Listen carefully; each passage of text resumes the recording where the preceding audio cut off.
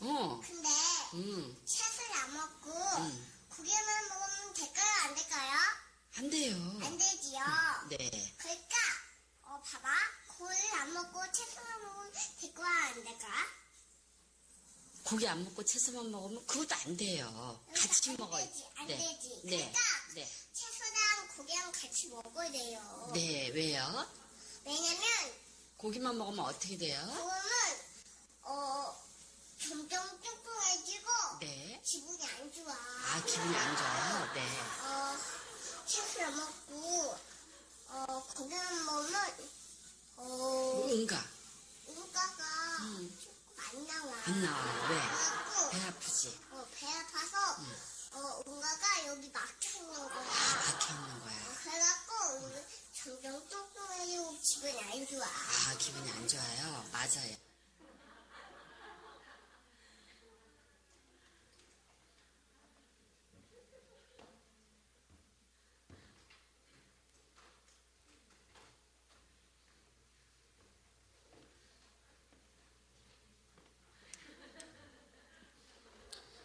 하나님 말씀을 보겠습니다. 에베소서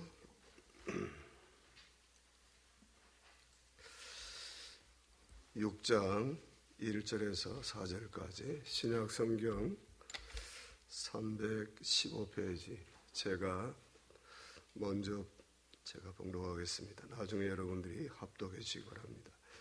자녀들아, 주 안에서 너희 부모에게 순종하라. 이것이 옳으니라. 내 아버지와 어머니를 공경하라.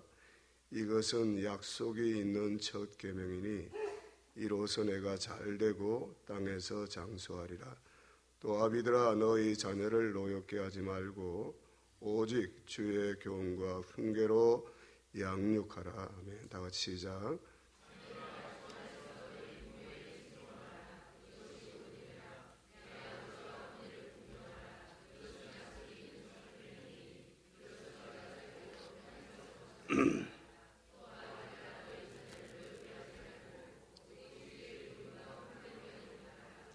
아멘.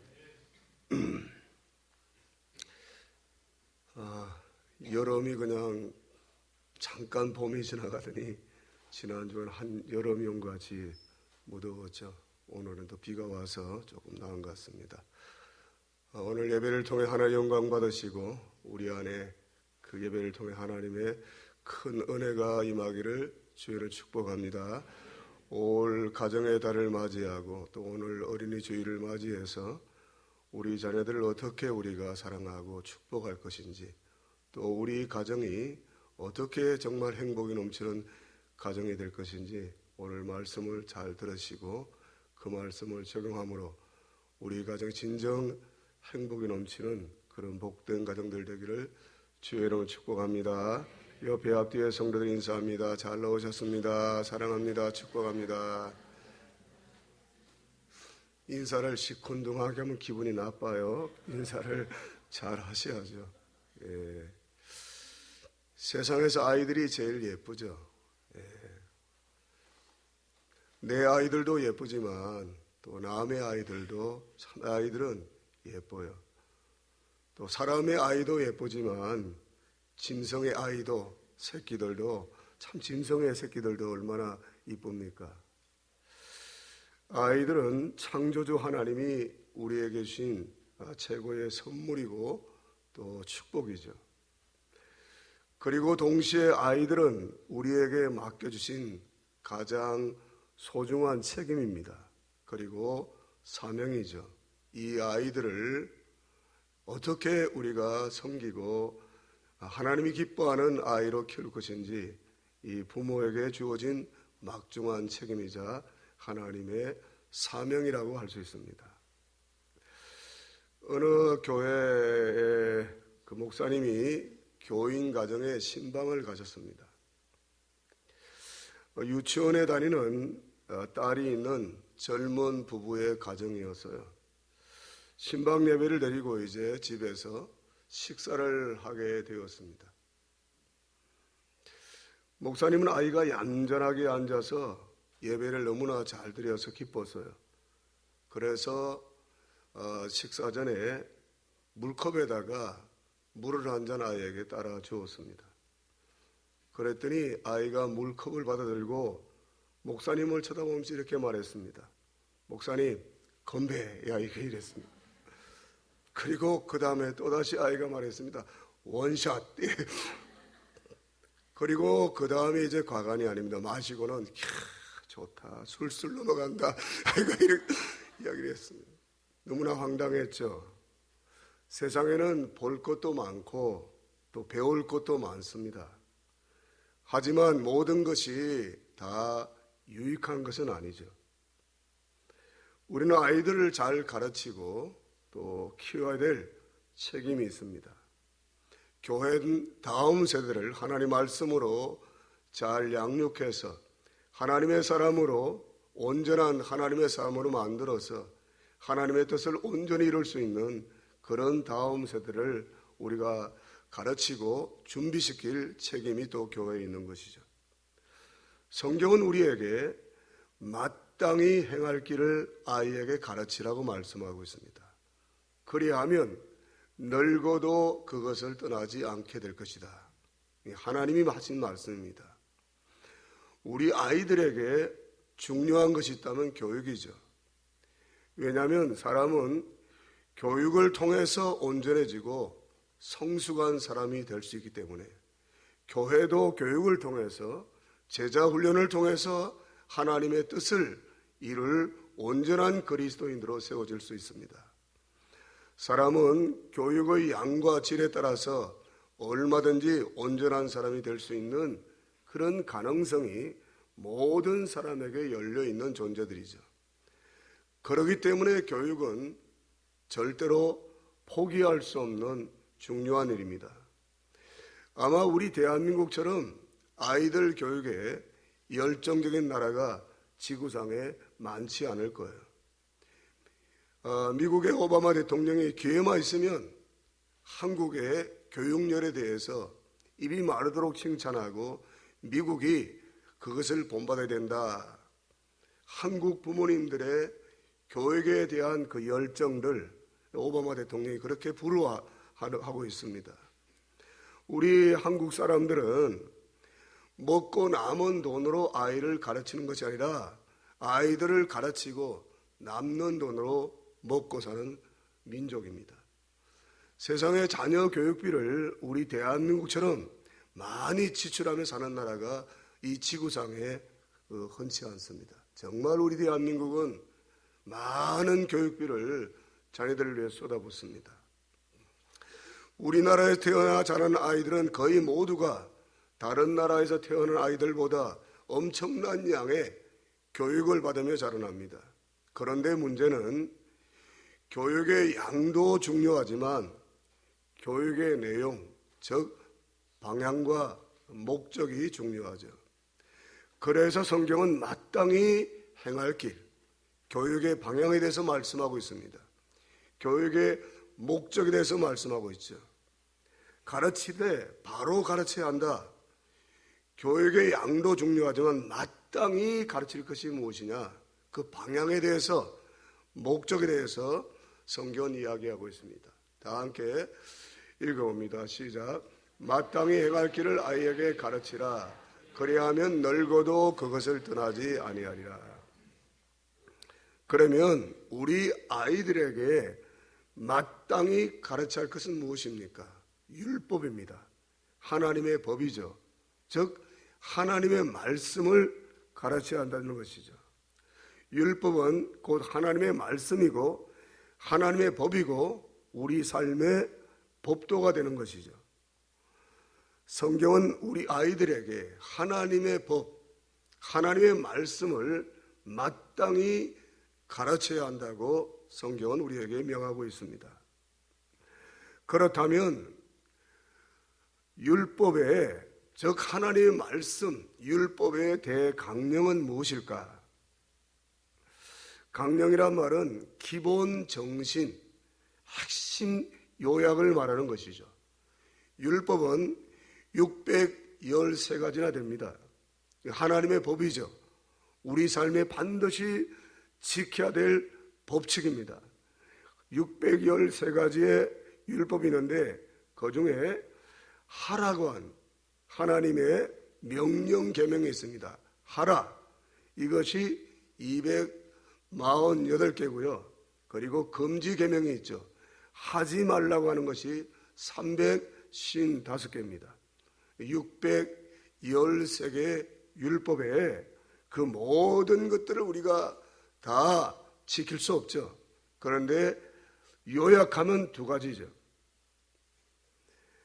그것을 아이들에게 가르쳐드리는 613가지의 하라고 하신 말씀, 하지 말라고 하신 이 말씀을 아이들에게 잘 가르쳐야 하는데 특별히 예수님께서 말씀하셨습니다. 어느 율법사가 예수님께 나와서 율법 중에 어느 계명이 가장 큽니까? 물어보았습니다. 마태복음 22장 34절에서 36절까지를 같이 읽습니다. 시작. 예수께서 사두개인들로 대답할 수 없게 하였다함을 바리새인들이 듣고 모였는데 그 중에 한 율법사가 예수를 시험 묻되 선생님, 율법 중에서 어느 계명이 가장 큽니까? 물어봤습니다. 율법은 모두가 다 지켜야 될 하나님의 법입니다. 그런데 마땅히 자녀들에게 가르치고 지켜야 될 법이죠. 그런데 이 율법사가 그 중에 제일 큰 계명은 무엇입니까? 하고 예수님께 물어봤을 때 예수님이 뭐라고 대답하시는가 하면 37절에서 40절 시작. 예수께서 이르시되 내 마음을 다하고 목숨을 다하고 뜻을 다하여 주 너희 하나님을 사랑하라 하셨으니 이것이 크고 첫째 되는 계명이요 둘째도 그와 같으니 내 이웃을 내 자신같이 사랑하라 하셨으니 이 두 계명이 온 율법과 선자의 강령이라. 강령이란 말은 기본 정신을 말합니다. 핵심 요약을 말합니다. 그러면 성경 66권 하나님의 이 율법의 말씀에서 율법의 대강령은 무엇인가 하면 두 가지입니다. 하나는 마음과 목숨과 뜻을 다해서 전인격적으로 하나님을 사랑하는 것. 이것은 어려서부터 아이들에게 가르쳐야 될 삶의 중요한 목적과 방향입니다. 삶의 중심이, 목적이 아이들 자기 자신이 아니라 하나님이라는 사실을 우리 교회가 그리고 믿는 부모들이 마땅히 가르쳐야 할 본분이 무엇인가? 삶의 중심이 자기 자신이 아니라 하나님이 삶의 중심이라는 것을 복종에서부터 어려서부터 철저하게 이 계명을 우리 부모들이 가르쳐야 된다 이 말입니다. 마땅히 행할 길을 아이에게 가르치라. 그리하면 늙어도 그것을 떠나지 아니하리라 말씀하셨는데 마땅히 행할 길은 무엇입니까? 삶의 중심이, 삶의 목적이 네가 아니다 이 말입니다. 우리가 아니다 이 말입니다. 삶의 중심은 하나님이 되어야 한다. 할렐루야. 그래 전인격을 다해서 하나님을 사랑해야 된다고 날마다 아이들에게 어려서부터, 그러면 늙어도 그것을 떠나지 않습니다. 사단은 에덴 동산에서부터 첫사람 아담과 하에게 무엇으로 유혹했는가? 삶의 목적과 방향이 하나님이 아니라 너희들 자신이다. 요게 타락입니다. 타락. 삶의 목적과 방향이 하나님이 아닌 자기 자신에게 집중시킵니다. 삶의 방향과 목적이 하나님을 향하게 될 때 삶이 가장 아름답고 훌륭하고 하나님이 존귀하게 하시죠. 그런데 삶의 방향과 목적이 하나님이 아닌 자기 자신을 향할 때 인간은 타락하게 되는 거죠. 변질되게 되고요. 세상은 낙원이 아닌 그야말로 지옥 같은 삶을 사는 곳이 되죠. 오늘날 우리가 살아가는 이 세상이 이렇게 변질되고 부패하고 오염되고 살기 어려운 생존 경쟁의 세상이 된 가장 중요한 이유는 바로 여기 있는 거죠. 어려서부터 부모들이 삶의 방향과 목적을 바로 가르치지 않았습니다. 자기 자신이 삶의 목적이 되는 순간 하나님은 자신의 욕심을 채우기 위한 수단이 되어버리고 사람들은 자신들의 목적을 이루기 위해서 친구도 짓밟고 학교의 동료도 짓밟고 따돌려야 되는 거죠. 경쟁사회니까. 세상은 네가 중요하다. 네가 1등 해야 된다. 네가 수석을 해야 된다. 네가 좋은 자리에 앉아야 된다. 끊임없이 가르칩니다. 어려서부터. 네가 1등 해야 돼. 친구들 제끼고 네가 1등 해야 돼. 성경과 정 배치되는 거예요. 성경은 내 이웃을 내 자신처럼 사랑하라고 말씀하고 있습니다. 이게 삶의 목적이 세상 교육은 완전히 뒤틀어진 거죠. 어쨌든 공부 잘해서 1등 해야 되고 수석해야 되고 명문대들에 좋은 직장 들어가야 되는 거예요. 그리고 좋은 직장에서도 1등 해야 되는 거죠. 그 속에서 자신도 친구도 경쟁 상대가 되고 동료도 경쟁 상대가 되고 자신도 친구들에게 원수가 되고 적이 되는 거죠. 늘 공격을 받으며 살아갈 수밖에 없습니다. 이것이 오늘의 이 땅의 교육의 현실입니다. 삶의 목적이 자기 자신이에요. 그러니 경쟁사회가 되어버리는 거죠. 성경 어느 곳에도 그것을 가르치지 않습니다. 오늘 어린이 주일을 맞이해서 우리가 자녀들을 어떻게 키워야 될 것인지 마땅히 행할 길은 삶의 중심이 네가 아니다. 하나님이다. 두 번째로는 내 이웃을 내 자신같이 사랑해야 된다. 자신의 야망과 자신의 욕망을 이루기 위해 공부하고 돈 벌고 출세하는 것이 아니라 하나님의 영광과 세상 모든 사람들을 위하여 헌신하며 살아가도록 우리 아이들을 가르쳐야 되고, 그럴 때 우리 아이들이 세상에서 하나님의 자랑거리가 되고 기쁨이 되고 하나님의 영광과 진정한 축복의 통로가 되게 될 줄 믿습니다. 옛날에는 공부 잘해서 남 주냐 그랬습니다. 근데 공부 잘해서 남 줘야죠. 오늘 가정 교육이 잘못된 것은 공부해서 남 줘야 다 네 너를 위한 것이다. 아니요. 성경은 우리에게 그렇게 가르치지 않습니다. 내 이웃을 내 자신같이. 공부해서 남을 줘야죠. 돈 벌어서 남 주냐? 다 네가 가지는데. 아니요. 남 줘야죠. 나눠줘야죠. 성경은 우리에게 그렇게 가르치고 있습니다. 곡식을 거둘 때 곡식 전체를 거두지 마라. 나다를 떨어뜨려 놓아라. 가난한 사람들이 걷어서 먹을 살 수 있도록. 성경은 끊임없이 나누라고 말씀하고 있습니다. 그런데 오늘 교육은 어떻습니까? 네 공부해서 남 주냐? 돈 벌어 남 주냐? 네 거다 네 거. 너를 위한 것이다. 철저하게. 그래서 아이들이 어렸을 때 아이들이 제 가운데 태어난 아이들이 어려서부터 찾는 게 뭡니까? 내 거예요. 내 거. 다 집에서도 내 거 내 거 내 거. 철저하게 내 거야 내 거야. 어머니들이 아버지들이 아니야. 네 것이 아니야. 우리 모두 거야. 철저하게 이걸 가르쳐. 맞아요. 그건 네 거야 네 거. 친구 절대 주지 마라. 이건 네가 가져야 돼. 네가 학교에서 1등 해야 돼. 그래 네가 성공할 수 있어. 끊임없이 그 교육을 시켜왔습니다. 그래서 친구는 적이 됩니다. 경쟁 상대가 됩니다. 그래서 세상이 이렇게 힘든 거예요. 피곤한 거예요. 남에게 뒤쳐서는 안 되니까 다 경쟁 상대입니다. 내 이웃을 내 자신같이. 친구가 1등 해야지. 나는 2등 해도 꼴찌도 괜찮아. 친구가 직장 동료가 먼저 성진해야지. 나는 늦어도 괜찮아.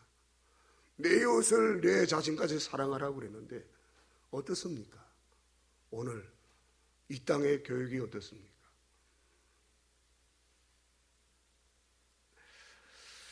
유대인들은 철저하게 남 주는 훈련을 시키죠. 기부.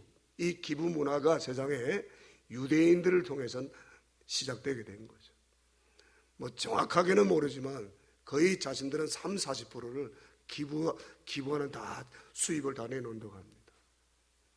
대부분 이렇게 이런 버핏이나 이런 사람 기부할 때 말할 때 유태인들입니다. 그분들이. 네. 자식에게 재산을 안 물려줍니다. 대부분 재산의 거의 90% 이상을 기부하고 나머지가 자식들 나눠줍니다. 유대인들은 어려서부터 이 교육을 철저히. 근데 남 주니까 계속 하나님이 복을 받도록 만들어준 거예요. 남 주니까. 신기하죠. 그게 하나님의 법칙인 줄 믿습니다. 근데 우리는 어려서부터 움켜잡고 네 거야, 네 거. 다 네 거야. 이렇게 교육을 시켜왔습니다. 나 자신이 아닌 삶의 중심이 하나님과 이웃을 사랑하는 것이라는 것을 어려서부터 가르쳐야 되는데 이 교육을 놓치면서 세상은 이렇게 힘든 경쟁사회가 된 거죠. 피곤한 거죠. 경쟁할 때 힘들잖아요. 또한 아이들과 함께 하나님이 주신 가장 큰 축복의 선물은 우리 가정이죠. 이런 말을 들어봤습니까? 하우스는 있는데 홈은 없다. 집은 있는데 가정은 없다. 어느 사회학자가 그런 말을 했습니다. 집은 있는데 가정은 없다. 점점 가정이 붕괴되어야 되는 시대에 우리가 살고 있습니다. 독일의 철학자 괴테는 이런 말을 했어요. 왕이나 백성이나 가정에서 행복을 찾는 자가 가장 행복한 사람이다.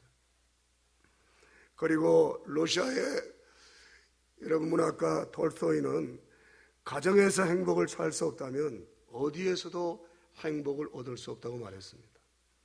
그리고 또 영국의 철학자 무어라는 사람은 이런 말을 했습니다. 사람은 그가 필요로 하는 것을 찾기 위하여 온 세상을 여행하다가 결국 집으로 돌아와 그것을 찾는다. 참 중요한 말을 했죠. 뭐 해외여행 아무리 좋은 데 다녀봐도 딱 들어오고 집에 앉으면 무슨 말이 나옵니까? 내 집이 제일이야. 할렐루야. 내 집만큼 좋은 곳이 어디 있습니까? 그건 삶의 철학입니다. 철학. 경험이죠. 그래서 온 세상을 돌아다니다가 필요한 것을 찾기 여행을 하다가 결국 집에 돌아와 그걸 찾는. 그게 뭡니까? 행복이고 사랑이죠. 가정의 중요성, 새삼 말하지 않아도 정말 중요한 것이죠. 아침에 집을 나서서 각자의 일터에서 활동하던 사람들이 저녁이 되면 누구나 다 가정으로 돌아갑니다. 왜 그럴까요? 가정이 바로 행복의 기초고 행복의 터전이기 때문에 창조주 하나님이 세상을 만드시고 첫 번째 세운 제도가 가정이란 제도지 않습니까? 사람은 가정에서 안식과 평안과 참 행복을 누릴 수 있다는 것을 하나님께서 가르치고 있는 것이죠. 가정에서 행복을 얻지 못한다면, 가정에서 가족 간의 사랑을 얻지 못한다면 그 사람들은 사랑이 무엇인지 알지 못할 것이고 불행한 인생을 살 수밖에 없는 것입니다. 가장 편한 곳이 어디예요? 여러분들은 가장 편한 것이 어디예요? 남의 집이에요? 예? 여러분 제일 편한 데가 어디예요? 화평교회예요? 예. 제가 제일 편한 데는 우리 집과 제 자리, 교회 제 자리. 여기 오면 편해요. 가만 앉아만 있어도 편하고 집에서 앉아만 있어도 집은 편안하잖아요. 이상하게 남의 집에 가면 어색하고 왠지 불편하고 빨리 가고 싶고 그렇습니다. 집은 있으나 가정이 없다면 정말 불행하죠. 여러분, 참 가정 문제가 복잡하다고 이야기를 합니다.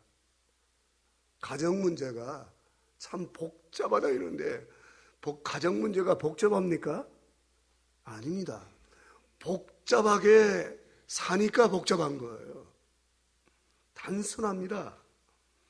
금요 저녁에도 말씀드렸습니다. 여러분의 지금 마음, 여러분의 가정은 안녕하십니까? 아니면 여러분의 가정은 어떻습니까? 편안하십니까? 가정이 복잡한 거 아니죠. 불편한 건 아닙니다. 안녕하고 참 단순합니다. 오늘 에베소서에서는 모든 성경에서 그것을 가르칩니다. 주 안에서 자녀들을 어떻게 하라고요? 주 안에서 너희 부모에게 순종할 것을.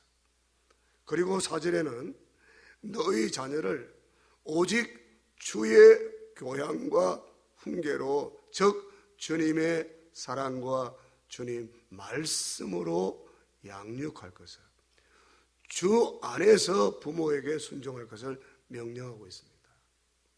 다른 말로 말하면 가정의 주인이 누구여야 된단 말입니까? 예수님이 가정의 주인이 되어야 된다 이 말입니다. 그러면 가정은, 삶은 단순하고 날마다 평안이 넘치게 될 줄 믿습니다. 가정의 주인이 예수님이 되어야 된단 말이에요. 가정의 주인이. 남편이 가정의 주인이 되면 골치 아픕니다. 어머니가 가정의 주인 되면 복잡합니다. 아이가 가정의 주인 되면 이건 엉망진창이 되어버립니다. 아이 앞에 절절절절 매고 아이 눈치 보고 어려서부터 가정재단을 쌓고 주의 교양과 훈계로 마땅히 가르치기를 잘 가르쳤다면 결코 그런 삶을 살아가지 않죠. 가정의 주인이 예수님이 될 때 정말 가정 안에 정말 평안이 있고 감사가 있고 날마다 기쁨이 넘치게 되죠. 여러분, 가정의 주인이 저도 아니고 여러분도 아니고 예수님이 우리 가정의 주인이 되어야 할 것입니다. 성경은 그것을 우리에게 가르치고 있습니다. 어떤 여자 집사님이 남편이 너무 구박이 심해서 도저히 견디다 못해서 집을 뛰쳐나갔어요. 간단한 옷까지 좀 챙겨가지고 가방에 집어넣고 가방 하나 들고 나왔는데 막상 나오긴 나왔는데 화가 나서 나오긴 나왔는데 그래도 부모님, 친정 부모님들에게 안 믿는 부모님들이야. 그래서 예수 믿으라고 예수 믿으면 너무 좋다고 그랬는데 그건 남편 구박 때문에 뛰쳐나가 친정 갈 수도 없잖아요. 너 예수 믿으면 좋다고 그랬는데 왜 왔냐 이러면 할 말이 없잖아요. 그리고 친구들에게도 예수 믿으라고 막 그랬는데 이게 남편 때문에 집 뛰쳐나갔다고 말하기가 부끄럽단 말이에요. 갈 데가 어디 있어요? 기도원밖에 없죠. 기도. 결국 기도원에 갔습니다. 월요일날 올라갔는데 기도가 나옵니까? 설교가 귀에 들어옵니까? 안 들어오는 거예요. 기도가 어떤 기도 나옵니까? 하나님, 저 너무 힘들어요. 남편을 바꿔주든지 아니면 변화시켜주든지 저를 천국에 데려가 주시든지 그 기도를 월요일부터 금요일까지 계속하고 있는 거죠. 설교도 귀에 안 들어오고 기도도 안 되고 남편을 변화시켜주든지 아니면 저를 데려가 주시든지. 금요일 저녁에 성령께서 강하게 역사하셨어요. 그러다가 이제 십자가의 주님 임재를 경험하게 되었습니다. 나 같은 것 위해서, 나 같은 죄인을 위해서 십자가에서 몸 찢으시고 피 흘려 죽으시기까지 나를 사랑하신 주님의 사랑을 경험하게 되었습니다. 근데 나는 왜 남편을 그렇게 사랑하지 못하지? 이 생각이 들었어요. 너무 부끄러웠어요. 그래서 가방을 들어 챙겨가지고 집에 들어갔습니다. 여보, 너무 고마워요. 집 나갔다 돌아와서 고맙다고 인사를 했습니다. 남편은 어이가 없었습니다. 당신이 나를 구박해 주어서 고마워요. 구박 때문에 기도원에 가서 하나님의 은혜를 받아서 남편이 보니까 어이가 없는 거죠. 그때부터 지극정성으로 남편을 섬기기 시작했습니다. 어느 주일날 아침에 남편이 외투를 찾았습니다. 어디 가시려고요? 교회 가야지. 그 부부의 아들이 현재 총신대학의 유명한 이암흑의 교수님입니다. 사랑하는 여러분, 가정의 주인이 예수님이 되어야 합니다. 예수님은 하나님이십니다. 근데 지극히 종의 형체를 가지고 우리를 섬기셨습니다. 예수님의 가정의 주인이 된다는 말은 예수님처럼 사랑하고 예수님처럼 섬기고 자신의 모든 것들을 다 부으란 말입니다. 그러면 가정에서 예수님이 바라볼 수 있게 되게 됩니다. 가족들이. 아빠가 안 보이고 엄마가 안 보이고 누가 보입니까? 예수님이 바라보이게 될 줄 믿습니다. 그 가정이야말로 진정 행복한 가정이 될 수 있습니다. 우리 모두의 가정에 우리의 못난 모습이 아니라 예수님이 바라볼 수 있게 되고 예수님이 가정의 주인이 되는 그런 은혜가 있기를 주의 이름으로 축복합니다. 찬양하겠습니다.